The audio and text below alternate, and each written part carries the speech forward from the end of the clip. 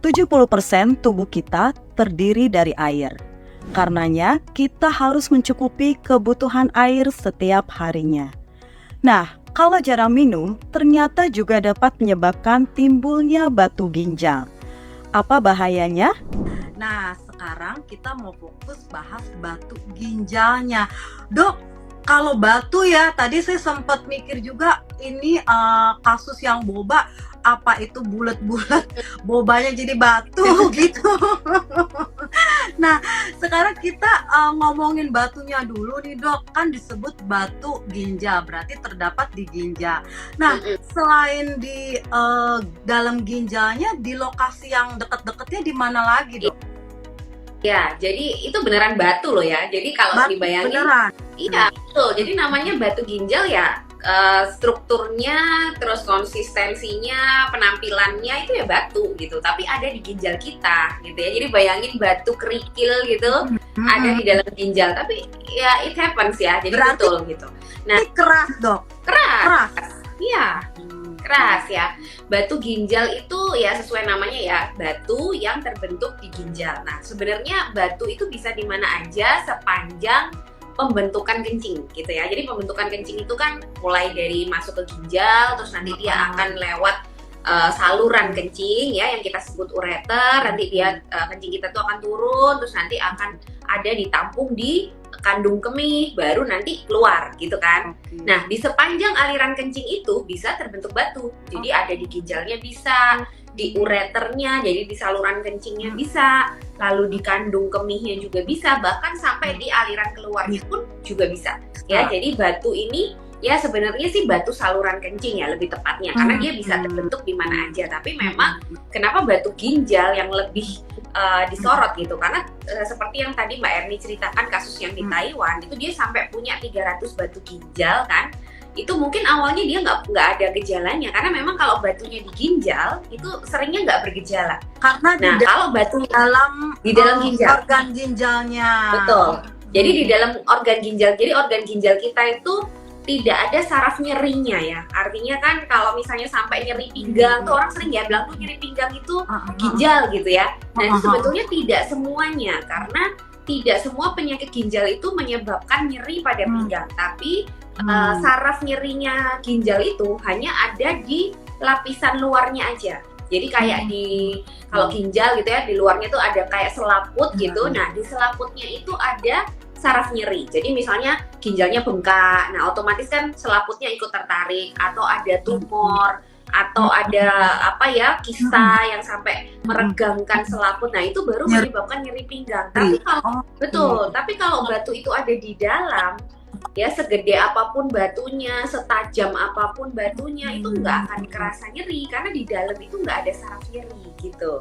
Itu bahayanya. Makanya batu ginjal itu sering sudah ditemukan itu udah gede banget atau banyak banget kayak tadi, karena orang itu nggak bergejala. Nanti biasanya muncul gejalanya setelah ginjalnya rusak, karena dia udah lama di situ merusak sebetulnya, tapi dia tidak bisa menyebabkan tubuh kita itu aware karena nggak menyebabkan nyeri. Nah, kadang-kadang itu kalau batu itu turun ya, misalnya dari ginjal dia turun lewat saluran kencing mau keluar, jadi batunya ukurannya kebetulan kecil, nanti mungkin kita bahas ukurannya juga ya. Kalau dia turun bisa cukup masuk ke dalam salurannya, nah itu baru bikin nyeri banget. Nah, sampai kolik orangnya, sampai nyeri perut, sampai guling-guling ya kadang-kadang.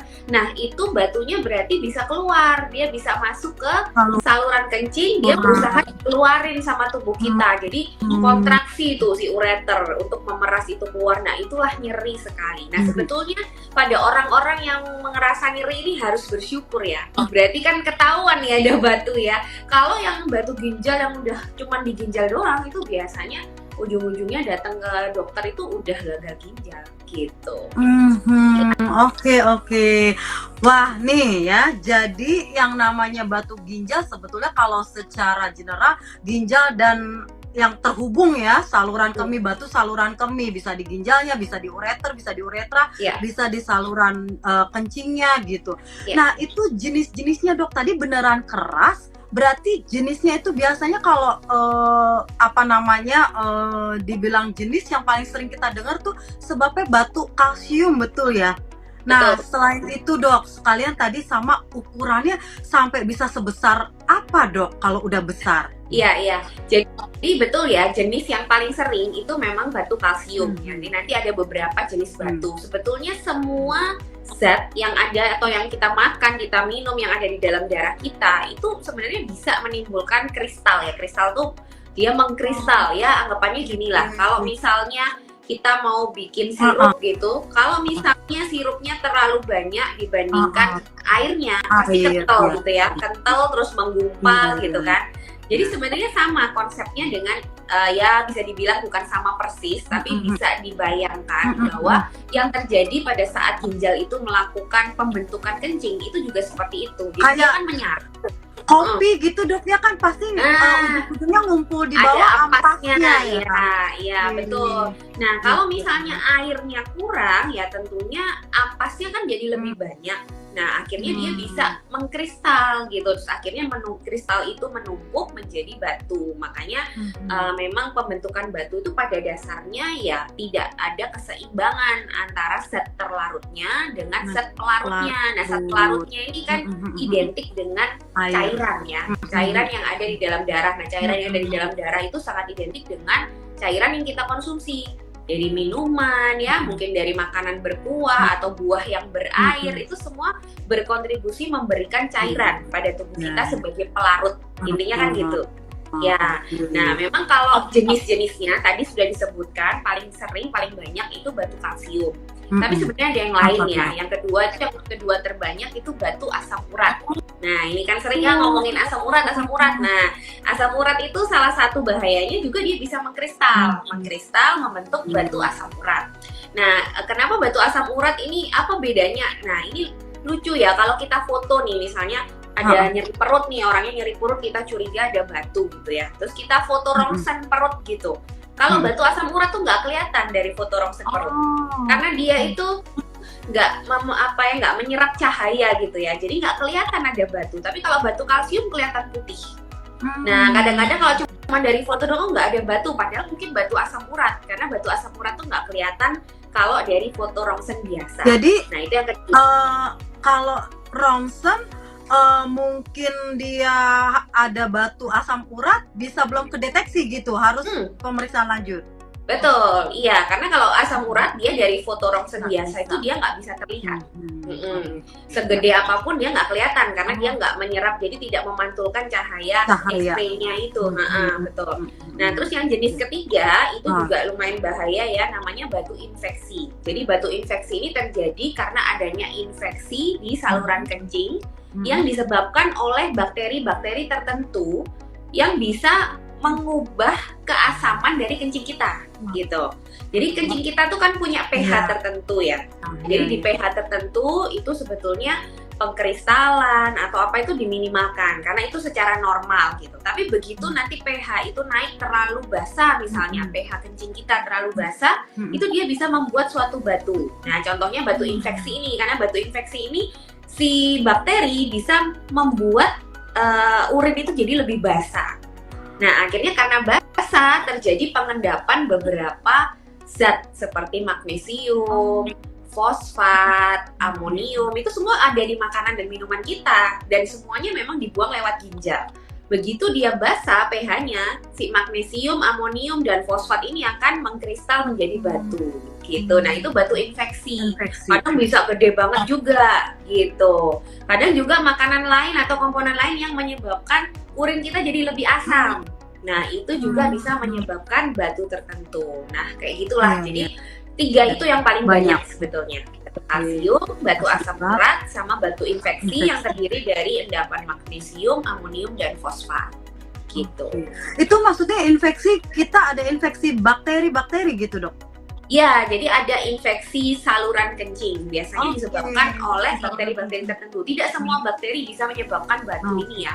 Tapi ada bakteri-bakteri yang memang dia khusus bisa menyebabkan pH urin berubah itu tadi. Akhirnya memudahkan pengkristalan dari zat-zat yang dimakan dan diminum gitu.